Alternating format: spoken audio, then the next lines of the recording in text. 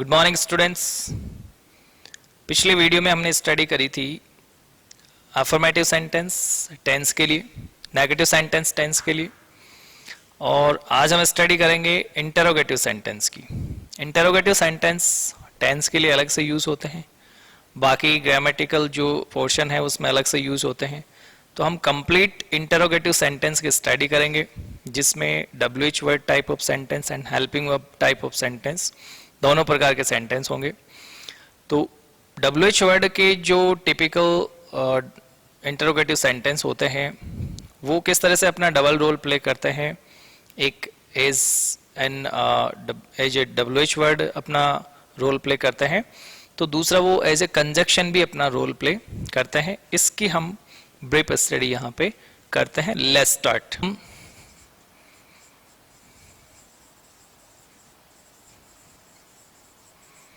Interrogative sentence, ये sentence दो प्रकार के होते हैं। इंटरोगेटिव सेंटेंस कितने प्रकार के हुए? दो प्रकार के हुए। एक वो सेंटेंस होते हैं जो WH वर्ड से शुरू होते हैं, एक वो सेंटेंस होते हैं जो हेल्पिंग वर्ब से शुरू होते हैं। WH वर्ड से शुरू होने वाले सेंटेंस और हेल्पिंग वर्ब से शुरू होने वाले सेंटेंस, ये क्या है, इनको अलग अलग हम क्यों स्टडी करते हैं, इनकी इसके पीछे क्या रीजन है, अलग अलग स्टडी करने से हमें क्या हेल्प मिलती है और इनको अलग अलग ही क्यों बनाया गया है, ये सारी ब्रीफ हम स्टडी यहाँ पे करते हैं। देखिए, बात करें दो प्रकार के सेंटेंस की कि क्या बच्चा रोता है। ध्यान दीजिए, क्या बच्चा रोता है या फिर बच्चा क्या खेलता है। ध्यान दीजिए,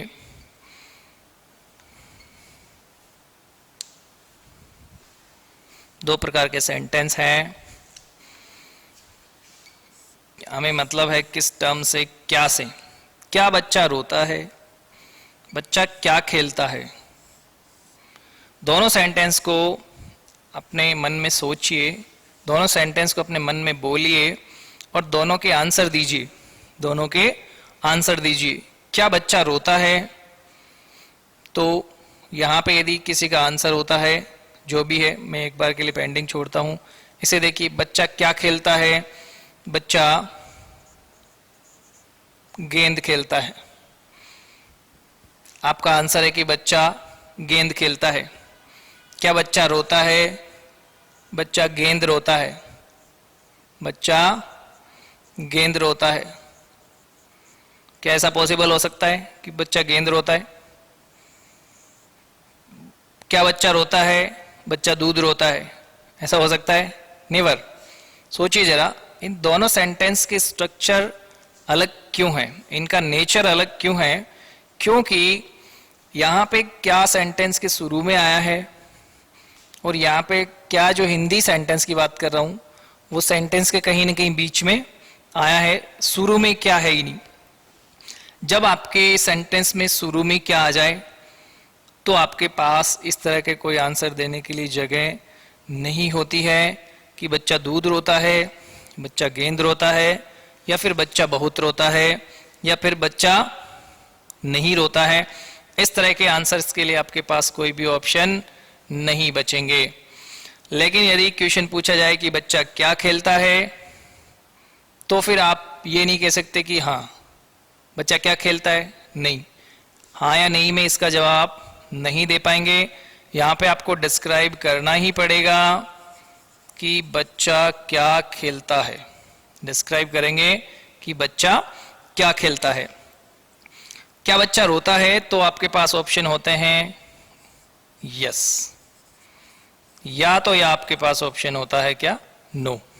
दो ऑप्शन है, या तो बच्चा रोता है या तो बच्चा नहीं रोता है। या तो बच्चा रोता है या तो फिर नहीं रोता है। क्या बच्चा रोता है? हाँ बच्चा रोता है। क्या बच्चा रोता है? नहीं, बच्चा नहीं रोता है। बच्चा क्या खेलता है? हाँ, बच्चा खेलता है। बच्चा क्या खेलता है? नहीं, बच्चा नहीं खेलता है। क्या ये आंसर है? ये आंसर नहीं है। तो इस तरह के जो सेंटेंस है जो क्या से शुरू होते हैं, उनका आंसर या तो यस हो सकता है या तो फिर नो, बस कहानी खत्म हो जाती है, डिस्क्राइब कुछ भी नहीं करना होता है। बट यदि आपका सेंटेंस ऐसा है जिसमें क्या सेंटेंस के बीच में आ गया, बहुत इंपॉर्टेंट टर्म है, ध्यान दीजिए, तब आपको डिस्क्राइब करना पड़ेगा कि बच्चा हॉकी खेलता है, कि बच्चा गेंद खेलता है, कि बच्चा क्रिकेट खेलता है, कि बच्चा हाइड एंड सीक खेलता है, छुपम छुपाई खेलता है, क्या खेलता है, ये आपको यहाँ पे डिस्क्राइब करना ही पड़ेगा। कैसा भी आप एग्जाम्पल ले लीजिए कि तुम क्या देखते हो, तो आपको बताना पड़ेगा कि मैं ये देखता हूँ। या फिर एग्जाम्पल है कि क्या तुम देखते हो, तो आप क्या कहेंगे कि हाँ मैं देखता हूँ। क्या तुम देखते हो? नहीं, मैं नहीं देखता हूँ। तो क्या जब शुरू में आएगा तो आंसर यस और नो, क्लियर। और क्या जब सेंटेंस के बीच में आए तो डिस्क्राइब। तो सेंटेंस के फॉर्मेट कितने हुए? दो। सेंटेंस के फॉर्मेट कितने हुए? दो। तो हमारे सेंटेंस के फॉर्मेट भी यहाँ पे, इंटरोगेटिव सेंटेंस के फॉर्मेट भी कितने हुए? दो, एक WH वर्ड और एक हेल्पिंग वर्ब। इस तरह के सेंटेंस जिसका आंसर केवल यस या नो में ही देना पड़ता है आपको, या यस या नो में ही दे सकते हैं। और जो सेंटेंस हिंदी में क्या से शुरू होते हैं, वो सेंटेंस ऑलवेज किससे शुरू होंगे? इंग्लिश में हेल्पिंग वर्ब से शुरू होंगे। ऐसे सेंटेंस जिसमें आपको डिस्क्राइब करना पड़ता है और उसका आपको रीजन बताना पड़ता है, या फिर आपको ये बताना पड़ता है उस सोर्स को जो क्या को यहाँ पे डिफाइन करता हो, क्या को यहाँ पे डिस्क्राइब करता हो, तब जब आप इंग्लिश में सेंटेंस बनाएंगे तो इस प्रकार के वाले जो सेंटेंस होंगे वो कौन से होंगे? WH वर्ड से शुरू होने वाले सेंटेंस। तो अब आपके समझ में आ गई होगी कहानी कि WH वर्ड वाले इंटरोगेटिव सेंटेंस को अलग से क्यों फ्रेम किया जाता है और हेल्पिंग वर्ब से शुरू होने वाले सेंटेंस को अलग से क्यों फ्रेम किया जाता है। क्योंकि दो प्रकार के सेंटेंस नेचर वाइज बनते हैं इंटरोगेटिव, तो दोनों ही प्रकार की जो इंग्लिश है वो एक ही फॉर्मेट से नहीं बनाई जा सकती, दो अलग अलग फॉर्मेट्स हमें चाहिए होते हैं। इसीलिए दो अलग अलग फॉर्मेट की वजह से इनकी स्टडी भी हम दो अलग अलग तरीके से करते हैं। ये थी अपने WH वर्ड का इंट्रोडक्शन, राइट। अब हम बात करते हैं इस WH वर्ड को मैं थोड़ा सा यहाँ पे डिफाइन करके बता देता हूँ, नहीं तो फिर आपके कंफ्यूजन रह जाएगा कि ये कैसे हुआ और ये कैसे हुआ, यही क्यों हुआ और वो वाला क्यों नहीं हुआ। तो हम बात करते हैं इसका हल्की सी ब्रीफिंग की। देखिए,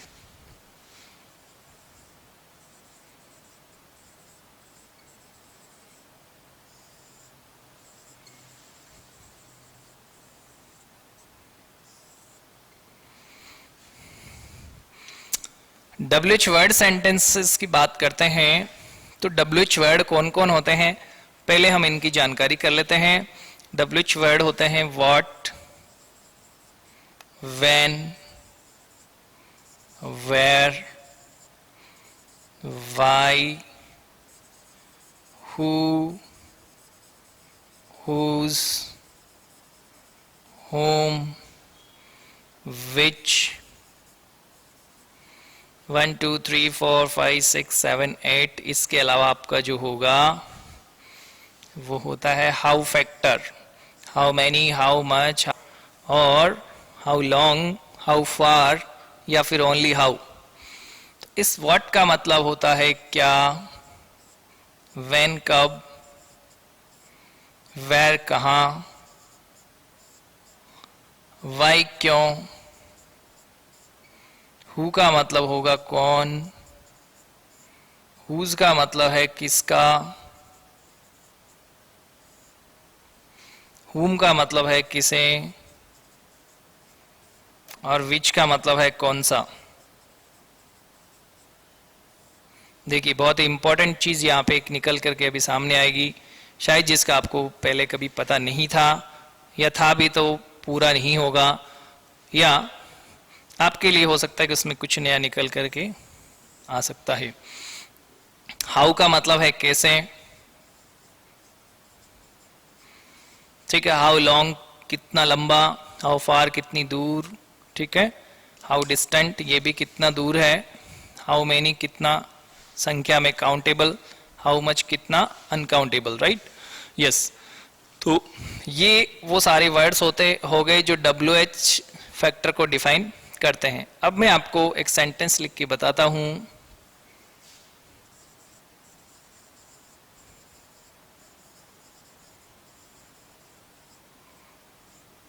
वेयर डू यू लिव, बहुत इंपॉर्टेंट फैक्टर आएगा सामने, देखिए वेयर डू यू लिव।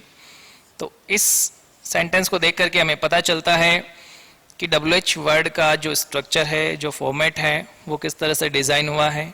ये किस तरह से डिज़ाइन हुआ है, देखिए सबसे पहले इसमें कौन आया है, WH वर्ड आया है।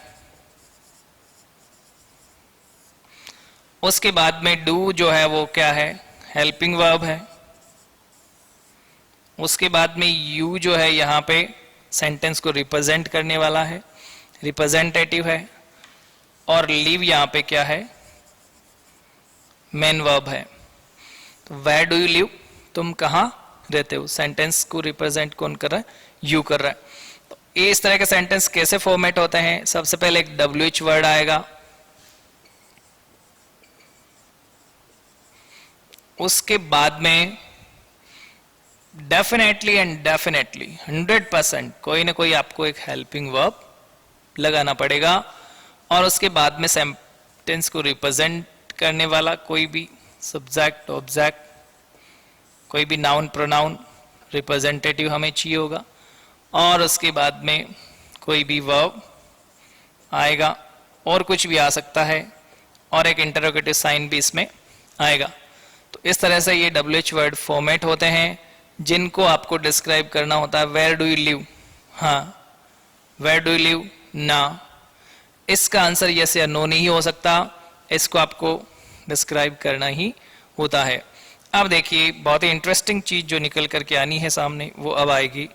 वो ये है कि I live where I like.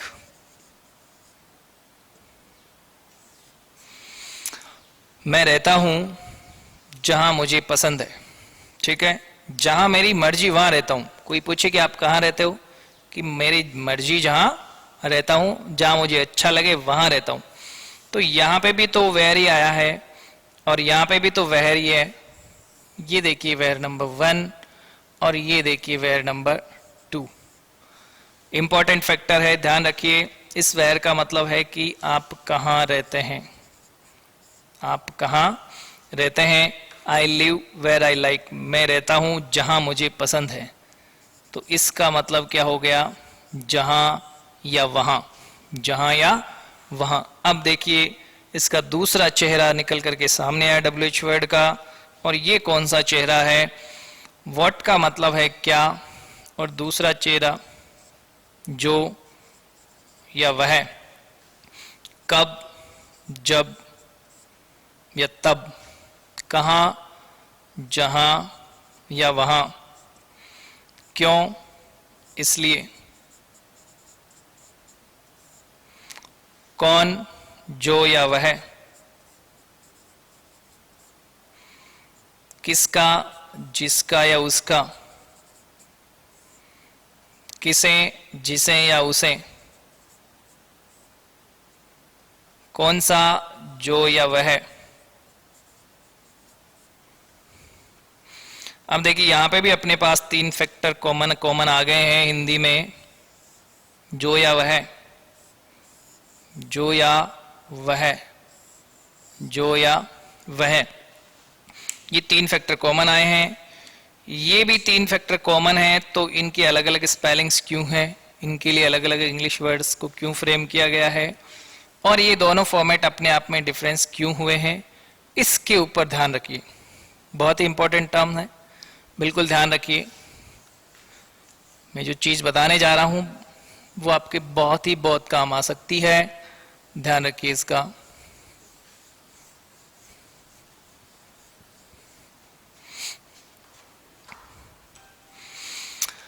ये देखिए ये 2 प्रकार के जो फॉर्मेट हैं, इसमें एक तो है WH फैक्टर, WH वर्ड वाला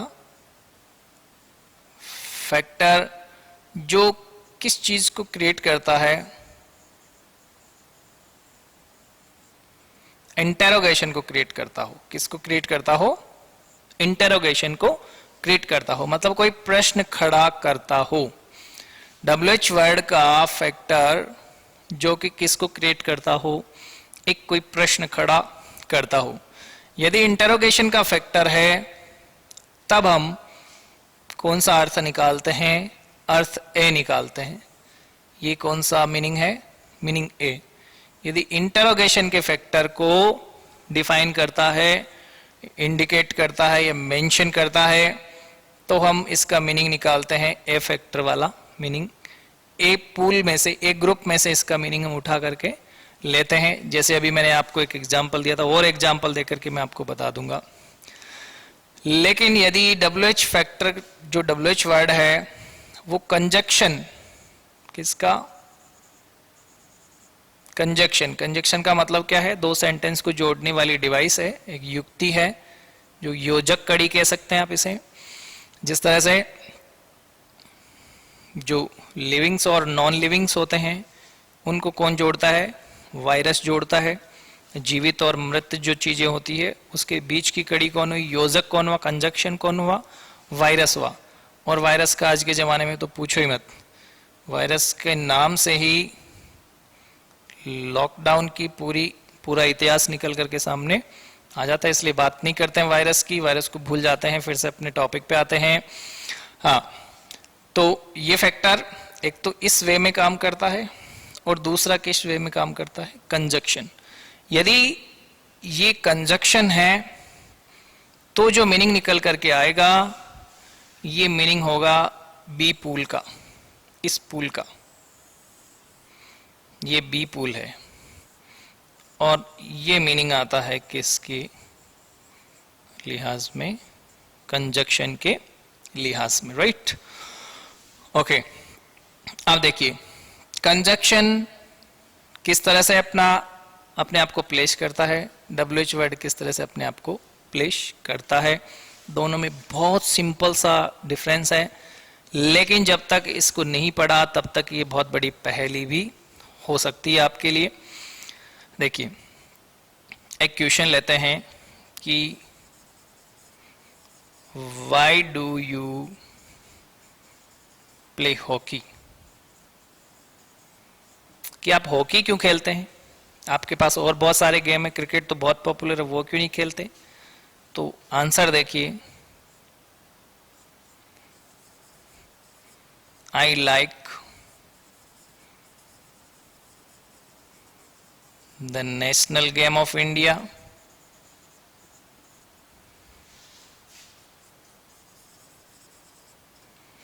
that's why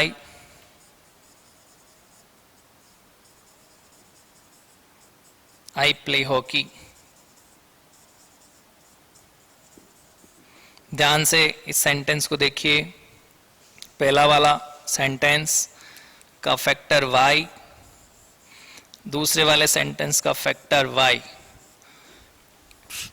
एक इंटरोगेशन को इंडिकेट करता है और एक कंजक्शन को यहाँ पे इंडिकेट कर रहा है, रिप्रेजेंट कर रहा है अपने आप को कंजक्शन की तरह, एक अपने आप को रिप्रेजेंट कर रहा है WH वर्ड में, इंटरोगेशन में, राइट। यहाँ पे WH वर्ड के बाद में हेल्पिंग वर्ब आया है और यहाँ पे WH वर्ड के बाद में सीधा सब्जेक्ट आया है। सिंपल सा फंडा यहीं पे क्लियर हो गया कि WH वर्ड के बाद में हेल्पिंग वर्ब हो तो आप चले जाएंगे किस पे, फैक्टर 1 पे। और फैक्टर 1 क्या है, इंटरोगेशन। लेकिन यदि WH वर्ड के बाद में कोई भी सब्जेक्ट हो, वो नाउन हो सकता है, प्रोनाउन हो सकता है, किसी प्रकार का ऑब्जेक्ट हो सकता है,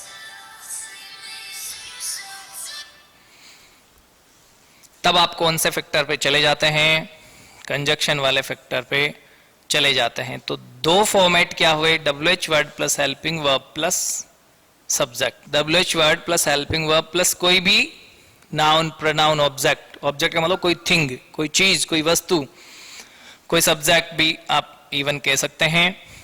ऐसे में जो फॉर्मेट निकल करके आता है तब हम मीनिंग निकालते हैं। पहले वाला, यदि WH वर्ड के बाद में कोई डायरेक्ट सब्जेक्ट आ गया जहां पे हेल्पिंग वर्ब होता ही नहीं है, ना वर्ब होता है, तो हम मीनिंग लेकर के चले जाते हैं। दूसरा, तब जो WH वर्ड है वो कंजक्शन की तरह काम करता है और यहाँ पे जो WH वर्ड है वो एक इंटरोगेशन बनाने वाले WH वर्ड की तरह काम करेगा। मीनिंग देखिए, why do you play hockey, आप हॉकी क्यों खेलते हैं। इस वाई का मतलब क्या है, क्यों है। इस वाई का मतलब क्या है, क्यों है, पहले वाले का। इस वाई का मतलब देखिए, I like the national game of India, मैं भारत के राष्ट्रीय खेल को पसंद करता हूं। That's why I play hockey, या फिर मैं इतना ही लिख दूं कि वाई आई प्ले हॉकी, इसलिए मैं हॉकी खेलता हूं। तो यहाँ पे वाई का मीनिंग क्या है, इसलिए है। वाई का मीनिंग क्या है, इसलिए। कोई भी एक सेंटेंस उठा के देखिए जिसको आप एक तो इस पैटर्न से बनाइए और एक आप कंजक्शन वाले इस पैटर्न से बनाइए। एक का मीनिंग ये निकलेगा और दूसरे का मीनिंग ये निकलेगा। बहुत ही इंपॉर्टेंट टर्म है, याद रखिएगा, बहुत ही काम में आता है अपने, स्पेशली इंग्लिश ग्रामर में इसका बहुत बड़ा रोल है। तो अब हम बात करते हैं कि ये जो 3 फैक्टर मैंने आपको बताए हैं, डिफरेंट यहाँ पे है, इनके टर्म्स डिफरेंट स्पेलिंग्स हैं, तो फिर इनका क्या रोल रहा है ये देखिए आप।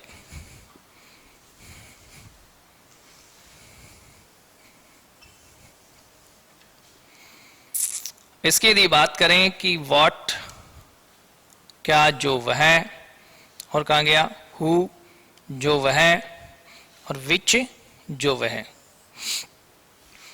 ये जो हु है वो केवल और केवल ह्यूमन बीइंग्स के लिए काम में लेते हैं। किसके लिए काम में लेंगे, मनुष्यों के लिए।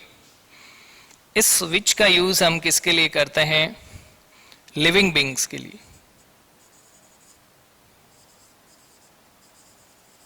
किसके लिए करेंगे, लिविंग बीइंग्स के लिए। बट वो क्या नहीं होना चाहिए, वो ह्यूमन नहीं होना चाहिए। कौन नहीं होना चाहिए, ह्यूमन। गाय भैंस कबूतर बकरी ये सब हो सकते हैं, बट क्या नहीं होना चाहिए, मनुष्य नहीं होना चाहिए। लिविंग बीइंग्स के लिए काम में लेते हैं इंस्टेड ऑफ ह्यूमन बीइंग्स, तो विच का यूज करते हैं जिसका मतलब है कौन सा, और दूसरे फॉर्मेट में जिसका मतलब है जो या वह। हु का यूज केवल और केवल मनुष्यों के लिए करते हैं। एक फॉर्मेट में इसका मीनिंग है कौन, दूसरे फॉर्मेट में इसका मीनिंग है जो या वह। और बाकी जो कोई भी सेंस है, जैसे कि क्या करते हो, कि खेलता हूं, खेलना क्या है, एक सेंस है, एक एक्शन है, एक इस तरह की थिंग है जो कि लिविंग बीइंग भी नहीं है और ह्यूमन बीइंग भी नहीं है। तो जो भी कोई सेंस है, जिसे हम क्या कहते हैं, अबस्ट्रैक्ट, क्या कहते हैं, कोई भी अबस्ट्रैक्ट नाउन है या कोई अबस्ट्रक्शन है या कोई अबस्ट्रैक्ट थिंग है, कोई सेंस है, उसके संदर्भ में जो टर्म काम में लेंगे वो व्हाट होगा इस फॉर्मेट में, जिसका मीनिंग होगा क्या इस फॉर्मेट में, और वह या जो मीनिंग होगा दूसरे वाले कंजक्शन वाले फॉर्मेट में। तो ये अपनी बात खत्म होती है WH वर्ड से रिलेटेड। अब हम स्टडी करते हैं किसके बारे में, कि अफर्मेटिव सेंटेंस कैसे बना, नेगेटिव सेंटेंस कैसे बनता है, इंटरोगेटिव सेंटेंस कैसे बनता है, और इंटरोगेटिव नेगेटिव सेंटेंस कैसे बनता है। ये इंटरोगेटिव सेंटेंस, ये थर्ड पार्ट था टेंस के इंटरोगेटिव सेंटेंस में, उसमें हम कौन सा पार्ट काम में लेते हैं, केवल हेल्पिंग वर्ब से शुरू होने वाले सेंटेंस ही काम में लेते हैं। और चौथा प्रकार का जो पार्ट है वो इंटरोगेटिव नेगेटिव, इनकी ब्रीफ स्टडी करते हैं हम इसके नेक्स्ट वीडियो में। Thank you for watching this video. इनको कंटिन्यू देखते रहिएगा, बहुत ही इंपॉर्टेंट चीजें जो निकल करके सामने आने वाली है, इसलिए हर वीडियो को आप इंटेंसली अप टू एंड अंत तक देखें। Thank you.